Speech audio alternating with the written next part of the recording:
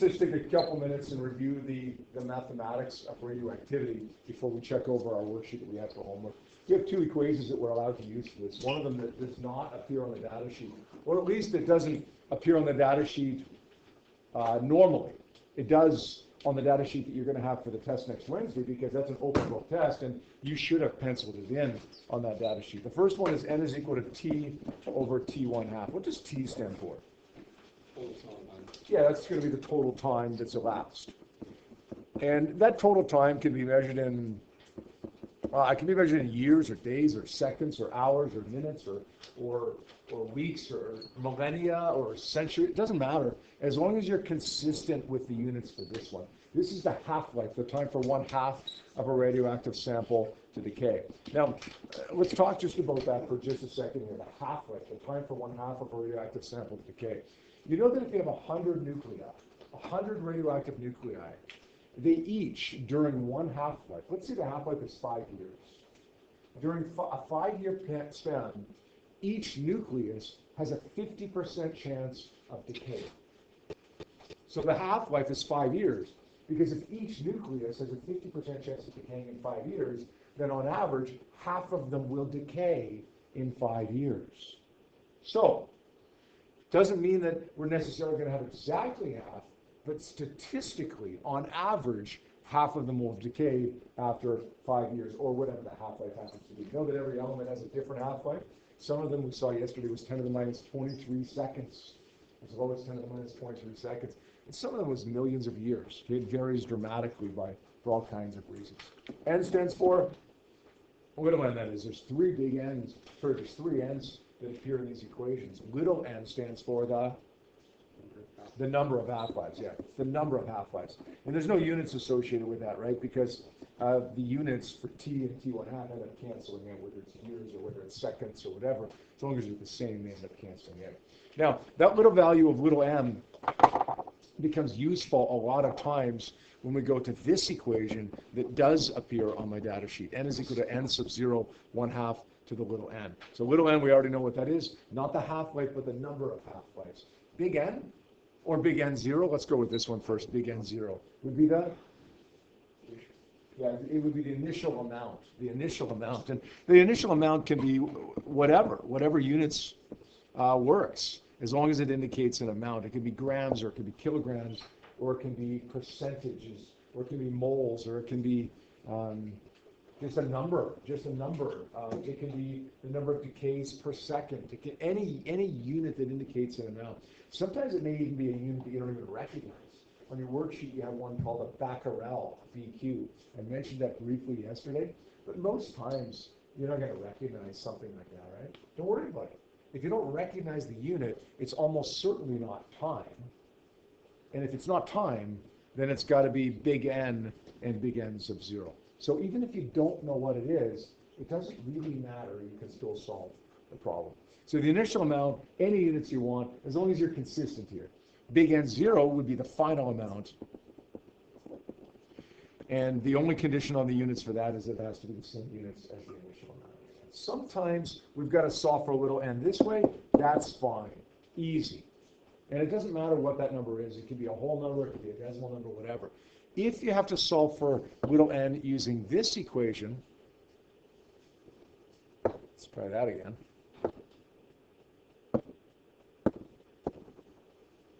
Using this equation, then you've either got to use logarithms, or you remember what that other method that I described was? I called it the divide by 2 method. Remember how that worked? I call it the divide by 2 method. Remember how that worked? You keep dividing by 2, right? After 0 half-lives, you've got 100 of that. After 1 half-life, you get 50. After 2 half-lives, you get 25, and so on and so on and so on. You just keep dividing by 2 until you get down to the final amount, and then that's your number of half-lives. It's always going to work out to be a whole number in that case. If you're solving for little n, not using the black equation here, it's always going to work out to be a whole number. All right, let's take a look at the homework that we had last night. I don't believe that I gave you answers for these. So let me read off the answers to all of these questions now. And then you can let me know if there's any of these questions or all of these questions or whatever that you'd like to go over here. So starting with question number 1, I assigned 1 through 4, and then I assigned 10 and 11.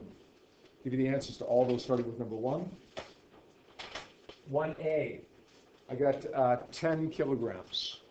10.0, sorry, it's 10 kilograms. 1B, I got 5.0 kilograms. 1C, I got 1.7 kilograms. 2, 5.00 kilograms for A. B, 2.50 kilograms. C, 1.25 kilograms. D, 0.884 kilograms.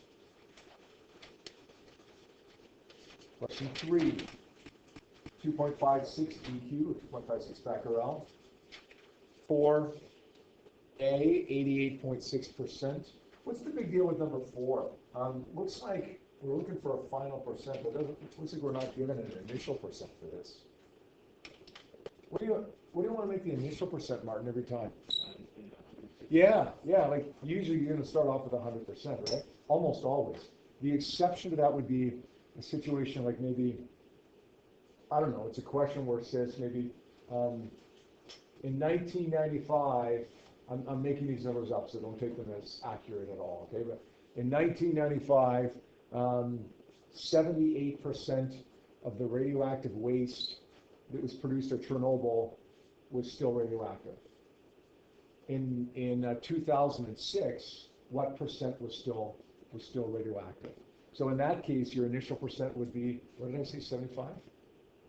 Okay, your initial percent wouldn't be 100 then, it would be 75, right? But unless it specifies an initial amount other than 100%, you're going to say the initial amount is 100% when you're dealing with percents. So A was 88.6%, B is 69.6%, C is 50.0%, and D is 5.58 times 10 to the negative 4%. That's a really, really tiny value that's left in D, but we are dealing with something like 17 half-lives. Okay, and if it keeps dividing by 2, divide by 2 17 times, you're not going to be left with very much. Number 10. How many half-lives would it take for a radioactive sample to decay to 25% if it's original? That would be 2.0 half-lives. And 11A is 5,730 years. Actually, I guess we go 2 digits. 5.7 times 10 to the 3 years. B, 1.7 times 10 to the 4 years. C, 2.3 times 10 to the 4 years. And D, 2.9 times 10 to the 4 years.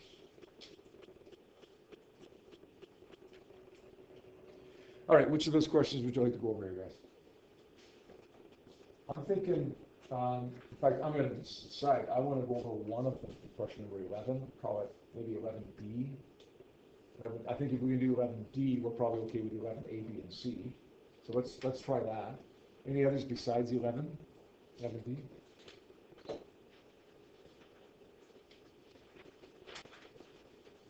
Really?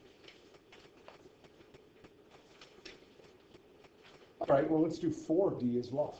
Let's do 4D, not 40, 4D, and 11D. And if there's any others, just let me know. We'll do those. All right, number 4, question D.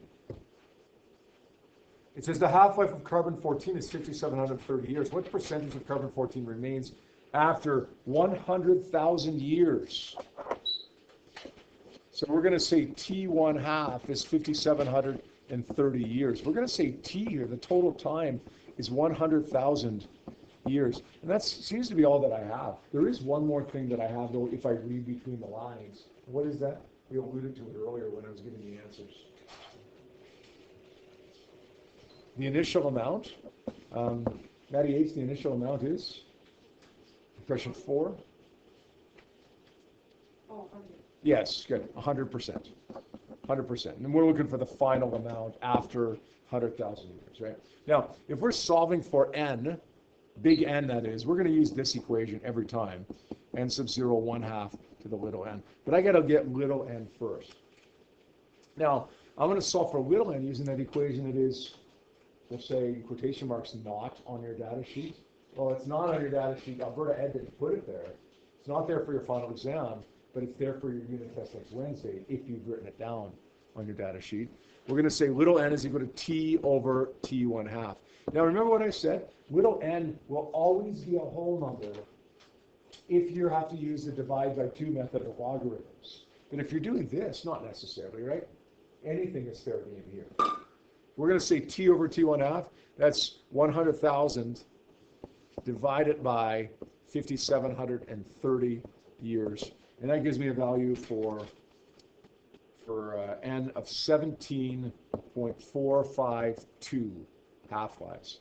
And now we're just going to say 100 times 1/2 to the 17.452.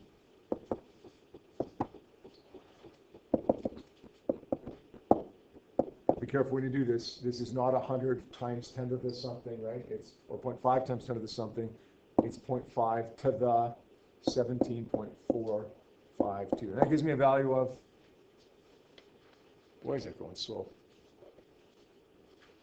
Well, it will give me a value of, in a moment here, 5.58 times 10 to the minus 4. What would the units for this be?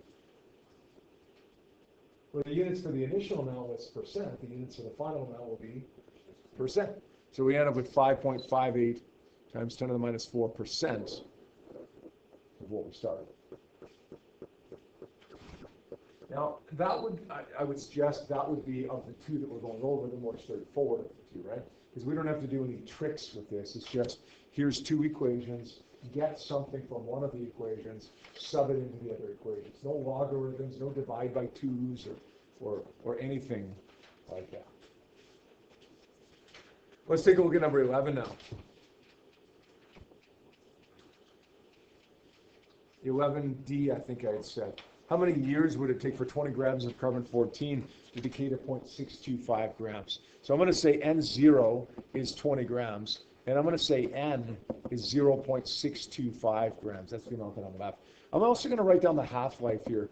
The half-life from question number 4 is 5,730 years. We're looking for T here. Well, let's say, and the only equation that I have with T in it is this one, the one that's kind of on my data sheet, kind of not. Solve for T. The half-life is 5,730, and is, we don't know. How many people did this using logarithms? Not very many. Whew. N is equal to n sub 0, 1/2 to the little n. N is equal to log n over N0. You do that, it works out to be 5. Listen, guys, if you're confused at all by logs, well, if you're taking Math 30 right now, you should probably review it. But if you're not taking Math 30 right now, don't worry about it. Like, don't lose sleep over it. Right? You don't have to do it this way in Physics 30. You can always use that divide by 2 method. If we get 5 this way, we get 5 the other way as well. Little n, big N, 0 half-lives. What do we got left after 0 half-lives, Ashley? In other words, what do we start with? Yeah, so after 0 half-lives, we get 20. Good. Good. Other Maddie, after 1 half-life, what do we got left if we started with 20? Good. We divide by 2, right? We keep dividing by 2. And Martin, what do we have left after the second half-life?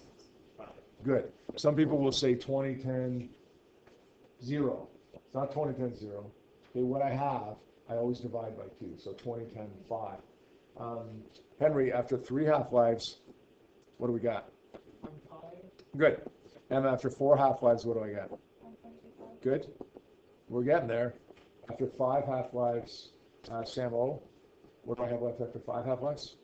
0.625. Good. 0.625. And that's exactly where I want to be, right? 0.625. So that means that I'm at 5 half-lives, which means that I can multiply 5 by 5,730 years.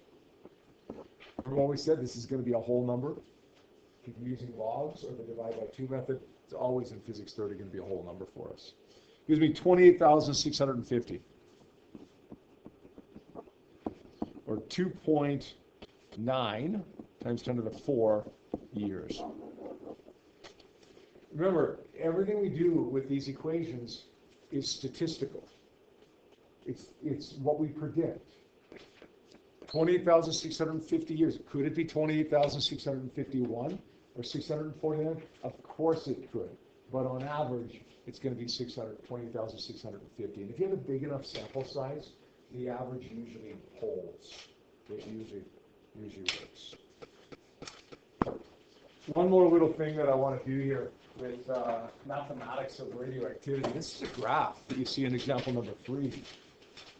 Look, we know we're going to get Millikan question, probably 2 of them, probably a couple of them actually, right?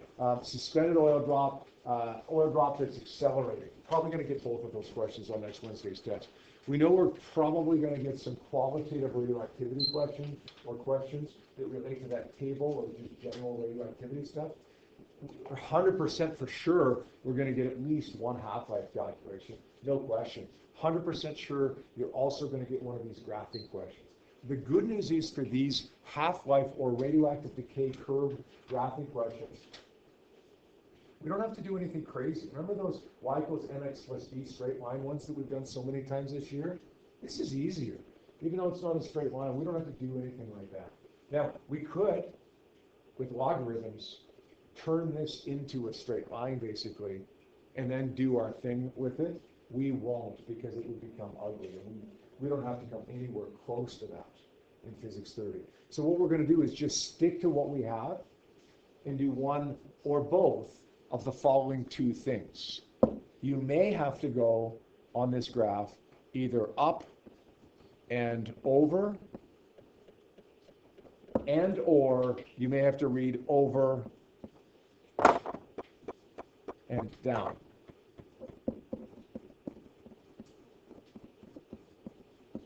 That's it. There's no calculation to do with this, no real calculation to do with this, at least. There's no slope to calculate. There's no interpretation of the slope or the y-intercept or anything like that. It is always this shape. It's an exponential decay curve. You think on the y-axis, if we have time, and on the x-axis, the x-axis we have time. On the y-axis we have, well, here it says counts per minute, but what that really means is n. So if we have n versus t, we start off with this. After 1 half-life, we've got half of that. After 2 half-lives, we've got half of that. After 3 half-lives, we've got half of that. After 4 half-lives, we've got half of that. The shape of it will always be like this. And the only thing we can do with it is, as I said, up and over, and or over and down. All right, here's the question. Best way to illustrate what we're doing here is by doing a question. It says, using the graph below, determine the decay rate, which is an amount, n, that the radioactive sample would experience after 3 half-lives. All right, first thing we got to do is get a half-life. Like, how much remains after 3 half-lives? How much remains after how much time? I don't know. How much? What's a half-life? What's the half-life of this? Marcel, you got any idea as to how to find the half-life of this one? N equals total time. Yeah, well, see, we don't have a total time, really. Like, total time 10. Well, it looks like it kind of keeps going, right? Kind of extends there. Like 1 right here, you mean? No. Because that's a day. That would be, we'd have like 55 or so left. How much do you have left of this after 1 half-life? About 40. Right? We started with 80. So how much do you have left after 1 half-life? About 40. So let's go to 40 and go over and down. How long does it take to get down to 40? 2 years. 2 days, sorry. So we would say the half-life of this is 2 days.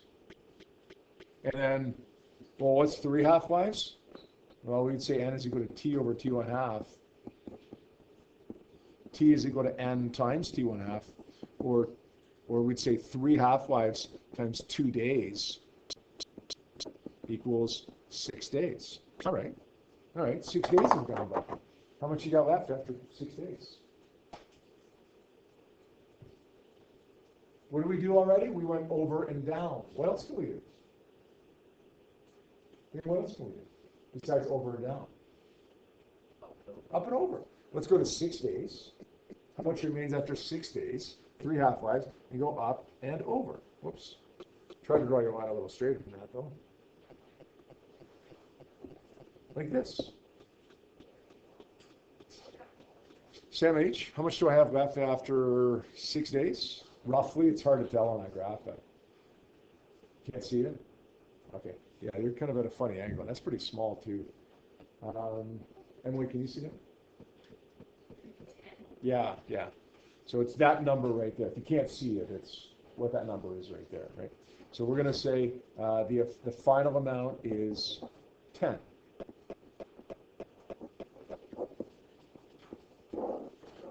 10 counts per minute. See what we did there, guys?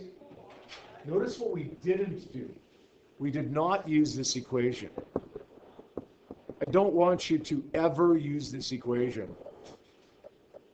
in the context of a graph. This equation is based on statistical analysis. A graph is based on data. An equation is based on what we predict would happen. This graph is based on what actually has happened with real data. Make sense? A lot of times you get the same answer, but not every time. Right? We said sometimes somebody wins the lottery, even though statistically they're not going to win the lottery. Sometimes the numbers that appear on this graph don't match up exactly with what we predict would happen with this equation. So although a lot of times the numbers that you get will be the same, you can't count on that. So I do not want you to use this equation with a graph. Okay, it's okay to use n is equal to t over t1/2, because there's nothing based on probability on that equation. That's just based on actual data. But you can't use this one. So I'll toss in that whole n is equal to t over t1/2 if it's necessary. Does that make sense? All right, on that same worksheet that you were working on for homework last night and that we just checked over, that was worksheet 25, I think it was. Yeah, worksheet number 25. I would like you, please, to take a look at question number 12. This is also a radioactive decay curve. You see the shape of it is the same. On the x-axis, we have time, this time in days. On the y-axis, it's a number of nuclei. It's n. It's always n versus t. There's a few questions here that I want you to answer at your desks. Once you've done that, we'll come back to it, take a look at it, and then we'll move on. I'll give you a few minutes right now to work on those. All right, let's have a peek at this. Question A says, what's the half-life of element X? The half-life of element X. This is a pretty common question, actually. We know we're going to get a half-life graph on our test. I'm not saying that it's going to ask you for the half-life, but it's a pretty common question to ask for the half-life. How do we do it? Same way as we did in the last one. We start with 60 after one half-life. After one half-life, what do we got left?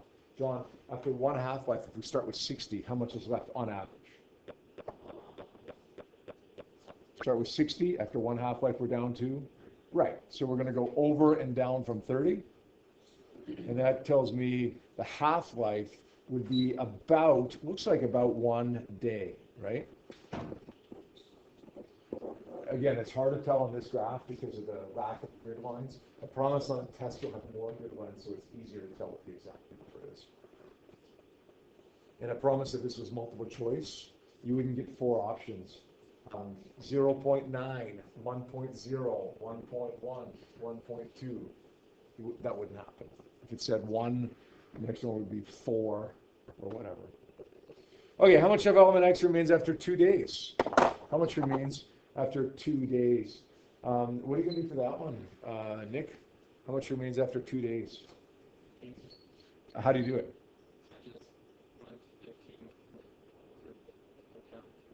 Well, you don't know what, like, how'd you go to 15? Because we don't know what 15 is, right? You had to solve for 15. You had to do something before you got to the 15. Pardon? Yeah. So how much remains after 2 days? We're at 2, and then we go up and over, and we get 15. But you can't start with the 15 because we don't know what that number is when we start the question, right? All right. How much remains after 15 days? We're going to say what did I say?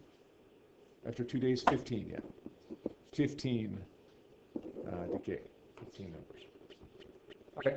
How much remains after 3 half-life? The half-life is 1 day. Sawyer, how many days do we have after 3 half-lives? 3 days. So we're going to go, what are we going to do for that? Yeah. At 3 days, we're going to go up and over. And that appears to be, I don't know, 7.5, 8. Yeah, it looks to me closer to 8. Some people in Alaska say, well, couldn't we just say 7.5? Because we had 15, and then one more half-life would be 7.5. Remember, guys, we're going with the data on the graph, not predicting what would happen based on the statistical calculations. So it could be 7.5, but if it is, we're not going to get it by saying 15 divided by 2. We're going to go up and over on the graph, just in case it's not 7.5.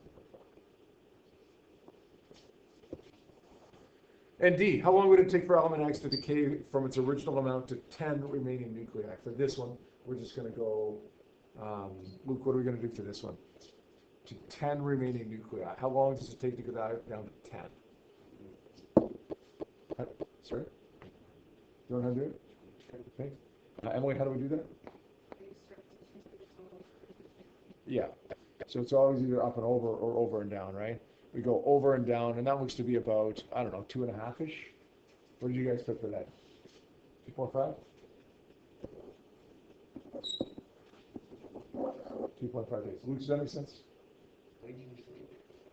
Is that what you were going to say? Yeah, you said you did it. That's what you did. Yeah.